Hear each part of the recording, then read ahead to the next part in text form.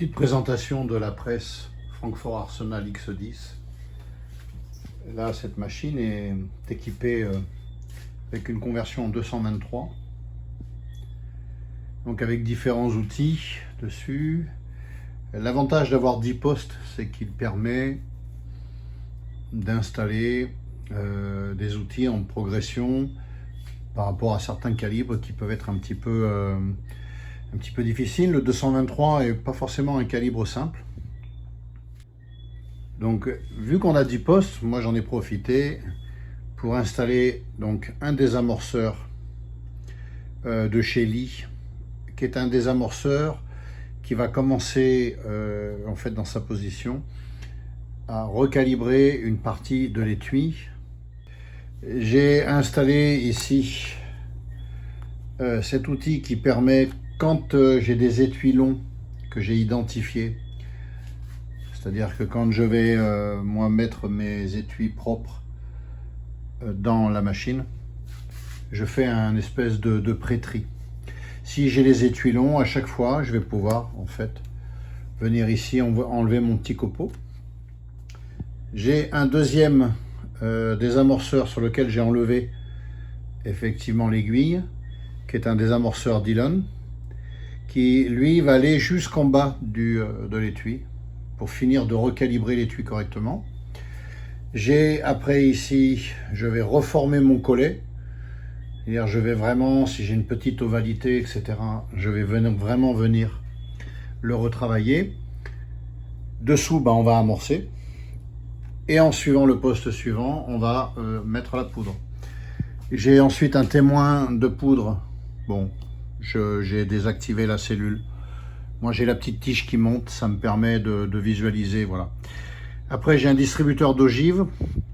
Là, il n'est pas au-dessus parce que dans mon installation, j'ai pas la place de le laisser en permanence. C'est un distributeur d'ogive de chez Double Alpha. Là, en fait, je les mets à la main quand je fais les petites séries. Quand je refais les grosses séries, je mets le distributeur d'ogive.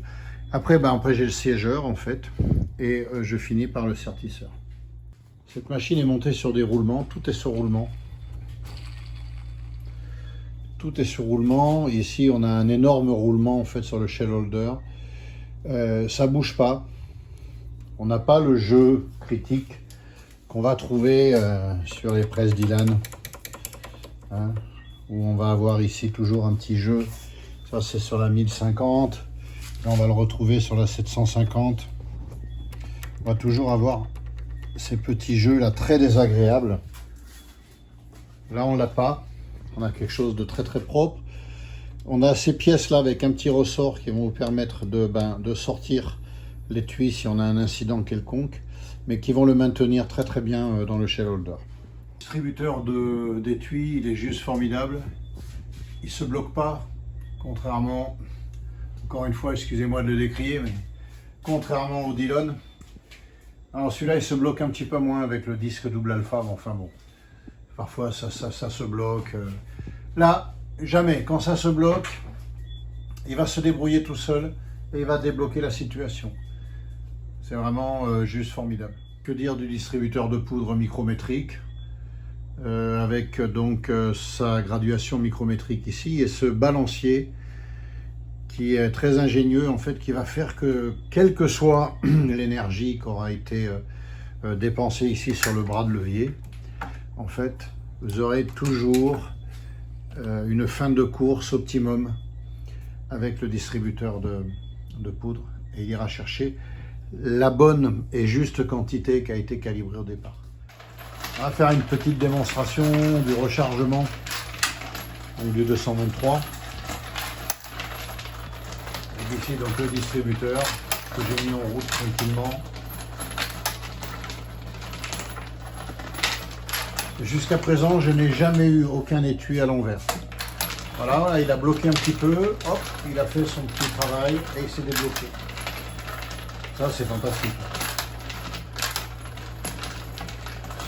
Le distributeur Dillon, vous oubliez, quand il se bloque, il se bloque. Quand ici, ça vient s'entasser, ça s'entasse. Enfin bref, j'ai jamais réussi à avoir un réglage, que ce soit ici pour le 40, ici pour le 9. Ici, là, j'utilise, elle est montée en 500, mais là, je l'utilisais pour le 357 mag. Peu importe, je veux dire, à un moment donné, ça bloque. Voilà. Ça bloque, ça déconne, c'est pas top, quoi. Franchement, on se demande. Là, on a quelque chose d'abouti. Voilà. Je pense que cette presse va, dans les mois qui vont venir, va prendre de la place. Hein. Franchement, elle va prendre de la place. Il n'y a plus qu'à la motoriser. Il faut que Mark 7 s'en occupe. Un petit peu comme celle-là, la 1050 qui est motorisée par le robot Mark 7. Voilà, ça serait bien qu'il se penche sur le sujet. Donc là, on va y aller tranquillement. Alors en fait, ce que je fais quand je travaille sur du 223, je graisse toujours un petit peu mon collet. Ça va éviter de l'accrocher. C'est pas trop gênant, ça n'a aucune incidence sur le rechargement, si ce n'est d'éviter de griffer l'étui et de rester coincé. Et là, vous pouvez regarder que ça se fait avec... Je fais aucun effort. Là, on commence à monter. Là, on a la poudre. Voilà. Vous voyez, c'est vraiment... Voilà.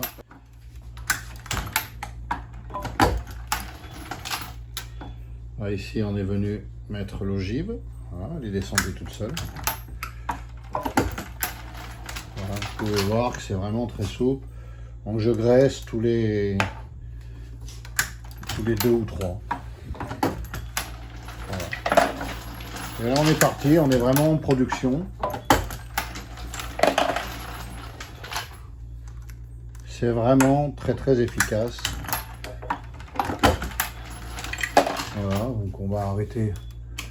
Je vais faire juste la colonne qui était prise.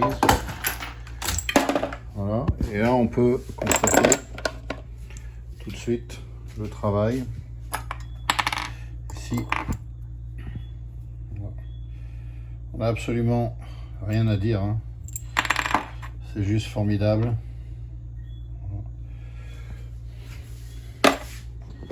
On va continuer un petit peu.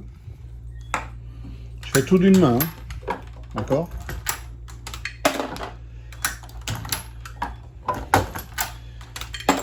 Alors ça accroche toujours un petit peu, hein, c'est normal. Hein.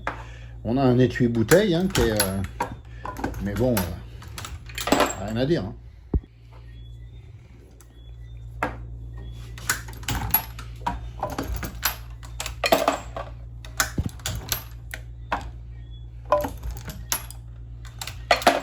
Là, on voit bien la différence de hauteur. J'ai réglé mes outils à 2 niveaux, permettant vraiment de faire une remise en bonne condition de l'étui en 2 passes.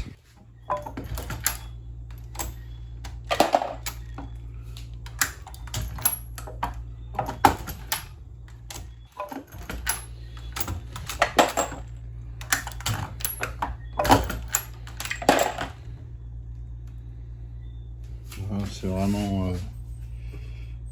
la machine est juste fantastique. Hein.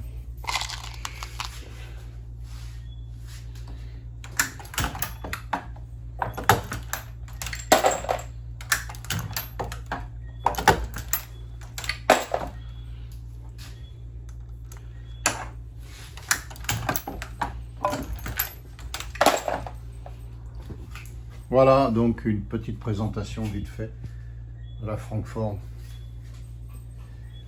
La X10.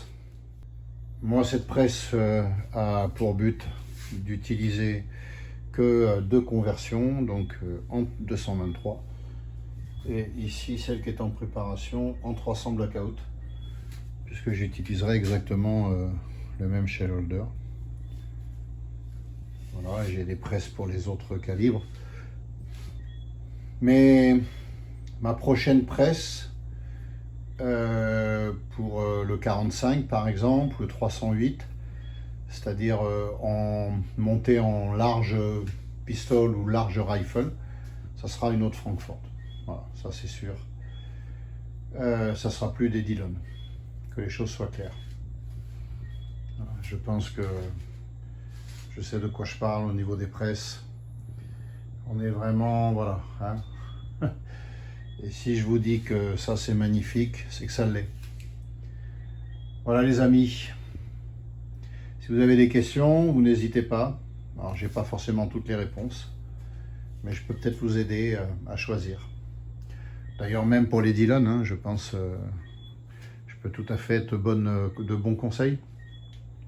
Même les 550 que je connais bien. Voilà, alors on a des 750, on a une 1050 avec le robot. J'ai déjà équipé aussi d'autres presses avec des robots ou sans des robots, voilà, sur différents calibres. À bientôt les amis.